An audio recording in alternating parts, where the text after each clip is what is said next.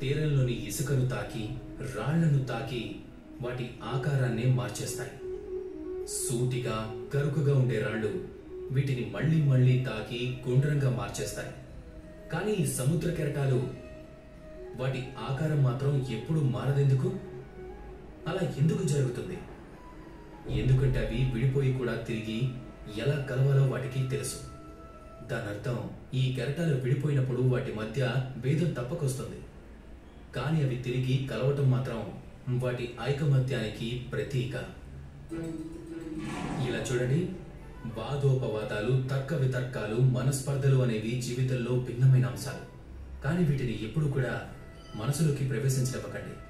ఒకవేళ మనసులోకి ప్రవేశించినా కూడా అక్కడ వాటిని ఉండనివ్వకండి. వాటిని బయటకు పంపేయండి. ఈ వాదోపవాదాలు, తర్క వితర్కాలు, మనస్పర్ధలు వీటిని జీవితాంతం మీతో పాటు మోసుకుని తిరగద్దు.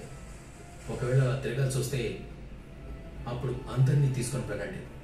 అచ్చం కెరటాలలాగే ఐకమత్యం మీద నమ్మకం ఉంచండి. కలిసికట్టుగా ముందుకు వెళ్తే చాలా దూరం వెళ్ళగలుగుతారు. లేదంటే కేవలం ఆ దూరం గురించి ఆలోచించగలరు, అంతే. మీరు ఏం కోరుకుంటారు అనే నిర్ణయం మీదే. రండి, నాతో పాటు ప్రేమగా చెప్పండి, రాధా కృష్ణ.